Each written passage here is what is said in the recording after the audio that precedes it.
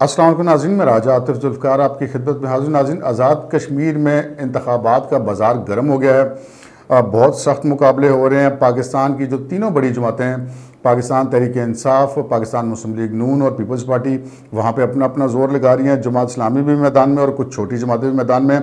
आज के प्रोग्राम में हम आपको बताएंगे कि आज़ाद कश्मीर का इलेक्शन कौन जीतेगा और वज़ीर-ए-आज़म किसके बनने के इम्कानात ज़्यादा हैं, और कैसे वहाँ पर कानून को मोम की नाक बना दिया गया और कानून बिल्कुल ही ताकत के सामने बेबस नज़र आ रहा है। तो इससे पहले कि हम अपने प्रोग्राम को आगे बढ़ाएं, आपसे गुजारिश है कि अगर अभी तक आपने हमारा चैनल सब्सक्राइब नहीं किया तो प्लीज़ कर लीजिए और साथ ही बेल आइकन भी दबा दीजिए, ताकि जो ही हमारा कोई प्रोग्राम अपलोड होता है तो उसको नोटिफिकेशन फौरी तौर पर आपको मौसूल हो सके।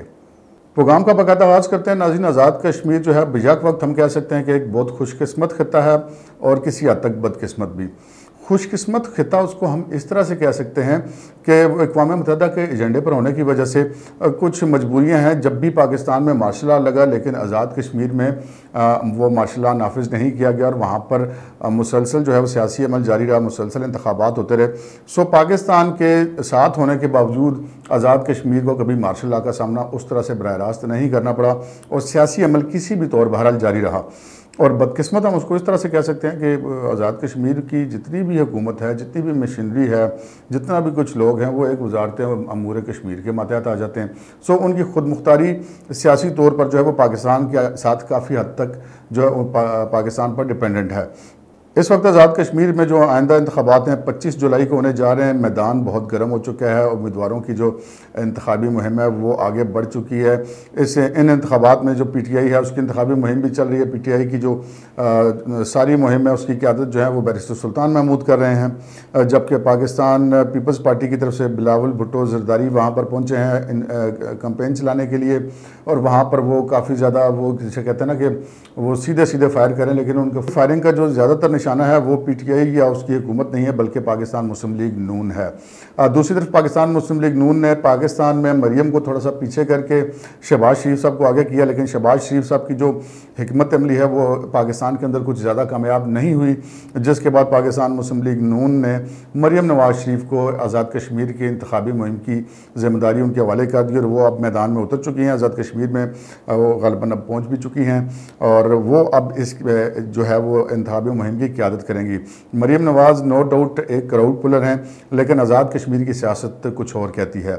यहाँ पे थोड़ा सा मैं आपको इसके बारे में बता दें कि आज़ाद कश्मीर की जो कानून साज असम्बली है उसकी जो कुल नशिस्तें हैं उनकी तादाद 53 है, जिनमें से 12 नशिस्तें जो हैं वो महाजरीन की हैं जो कि पाकिस्तान के अंदर कश्मीरी बसते हैं। वो यहीं पर अपना वोट पोल करते हैं और उनकी नुमाइंदे मुंतखब होकर आज़ाद कश्मीर की असम्बली में जाते हैं। जबकि 8 नशिस्तें जो हैं वो मखसूस नशिस्तें हैं। वो जो ये बराह रास्त इंतखाब जो होता है वो महाजरीन की नशिस्तों पर, बाकी नशिस्तों पर, तो उसके बाद फिर 8 नशिस्तें मखसूस होती हैं। वो जो उनकी जिस परसेंटेज से सियासी जमातों ने सीटें जीती होती हैं उसी परसेंटेज से उनको मखसूस नशिस्तें मिलती हैं। 8 नशिस्तें हैं जिनमें 5 नशिस्तें ख़वातीन की हैं, उलमा की हैं और टेक्नोक्रेट्स वगैरह की हैं। जबकि जो पाकिस्तान के अंदर इनकी महाजर नशिस्तें हैं उनमें से जो सबसे ज़्यादा हैं वो हम कह सकते हैं कि पंजाब में है, वो तकरीबन 6 के करीब हैं। रावलपिंडी में 3 नशिस्तें हैं, एक जम्मू की और 2 वैली की। उसके अलावा KPK में 2 नशिस्तें हैं और कुछ वोट एक हल्के के बलोचिस्तान में भी हैं। और जब कुछ वोट जो हैं वो सियालकोट और नारोवाल वाली साइड पर भी एक नशिस्त वहाँ पर भी इनकी मौजूद है। इस वक्त सिचुएशन ये है आज़ाद कश्मीर के इलेक्शन के बिलावल भी कैंपेन चला रहे हैं। दूसरी तरफ हम देखते हैं कि हुकूमत पाकिस्तान के जनाब एक वफाकी वज़ीर अली अमीन गंडापुर जो बराह रास्त अमूर कश्मीर के वज़ीर हैं, वो वहाँ जाकर इंतखाबी मुहिम चला रहे हैं। ना सिर्फ इंतखाबी मुहिम चला रहे हैं बल्कि बड़े धड़ल्ले से कानून की खिलाफ वर्जी भी कर रहे हैं। एक वीडियो हाल ही में देखने में आई जिसमें अली अमीन गंडापुर साहब बाकायदा नोटों की गड्डियाँ तकसीम कर रहे हैं और लोगों को कह रहे हैं कि उनको उम्मीदवारों को वोट दिया जाए, जबकि उन्होंने एक ऐसा भी ऐलान किया है कि जनाब जिस हल्के से PTI 1 वोट से जीतेगी वहाँ पे वो 5 करोड़ के फंड्स देंगे। और सो हुकूमती मशीनरी का ना सिर्फ ये कि बेदरेग और बेजा इस्तेमाल किया जा रहा है बल्कि धड़ल्ले से किया जा रहा है। उसमें किसी किस्म को छुपाया भी नहीं जा रहा और उसका इनकार भी नहीं किया जा रहा। यहाँ से आप ये अंदाज़ा कर सकते हैं कि कितना कानून जहाँ पर बेबस है। जबकि इमरान खान साहब कहते थे कि 2 कानून नहीं, एक कानून होना चाहिए, लेकिन जहाँ जहाँ पर वो गिलगित का इलेक्शन हो, वो पंजाब के अंदर इलेक्शन हो, पाकिस्तान के किसी सूबे का इलेक्शन हो, वो आज़ाद कश्मीर का इलेक्शन हो, खुद PTI की हुकूमत इमरान खान साहब साहब की ज़ेर क़यादत कानून की धज्जियाँ अब बाकायदा तौर पर उड़ाई जाती रही हैं और कोई उनको पूछने वाला इस मुल्क के अंदर नहीं है। इलेक्शन कमीशन ने जब भी स्टैंड लेने की कोशिश की तो इलेक्शन कमीशन पर भी हमले किए गए। सो ये आज़ाद कश्मीर का इलेक्शन है, यहाँ पर इससे पहले भी यही होता रहा है कि पाकिस्तान के अंदर जिसकी हुकूमत होती है उससे हट कर किसी के लिए हुकूमत बनाना इंतहाई मुश्किल होता है। और चूंकि पाकिस्तान के अंदर जो है वो पाकिस्तान तहरीक इंसाफ की हुकूमत है तो बज़ाहिर ऐसा ही दिखाई दे रहा है क्योंकि पाकिस्तान से जो पार्टी रूल कर रही है वही आज़ाद कश्मीर पर भी रूल करेगी। माजी करीब में कोई ऐसी मिसाल नहीं मिलती कि जिसकी पाकिस्तान के अंदर हुकूमत ना हो और आज़ाद कश्मीर में अपोजिशन की किसी जमात ने हुकूमत बना ली हो। उसकी बुनियादी वजह नाज़रीन ये है कि ये जो 12 नशस्तें हैं महाजरीन की पाकिस्तान के अंदर, ये इसमें फ़ैसला कुन रोल अदा करती हैं। जो पाकिस्तान के अंदर जिन सूबों में ये नशस्तें हैं और वफाक के ज़ेर इंतज़ाम इलाकों में ये नशस्तें हैं, वहाँ से जब ये सीटें जीत ली जाती हैं और बहुत आसानी से हुक्मरान जमात यहाँ से जीत लेती है तो उसके बाद उनको सिर्फ चंद ही नशस्तें दरकार होती हैं आज़ाद कश्मीर में हुकूमत बनाने के लिए। वो उनके लिए इतना हुकूमत के लिए मसला नहीं होता क्योंकि वहाँ पे के जो वोटर हैं आज़ाद कश्मीर के वो भी इस चीज़ को बहुत अच्छी तरह समझते हैं कि पाकिस्तान में हुकूमत के ख़िलाफ़ अगर यहाँ पर हुकूमत आएगी तो वो फ़ंड्स के मामले में, तरक्याती कामों के मामले में बिल्कुल बेबस रहेगी। तो अमूमन यही होता है कि जिस पार्टी की पाकिस्तान के अंदर हुकूमत होती है वही पार्टी आज़ाद कश्मीर के अंदर हुकूमत बनाती है। अब अगर हम आते हैं कि पाकिस्तान के अंदर अगर पीटीआई की हुकूमत और आज़ाद कश्मीर में भी पीटीआई ही की हुकूमत बनती हुई जो बज़ाहिर दिखाई दे रही है तो उनका वज़ीर आज़म कौन होगा? बज़ाहिर तो ऐसा लगता है कि चूँकि बैरिस्टर सुल्तान महमूद जो हैं वो पीटीआई की क़यादत कर रहे हैं उस आज़ाद कश्मीर के इलाके में तो उनको वज़ीर आज़म होना चाहिए।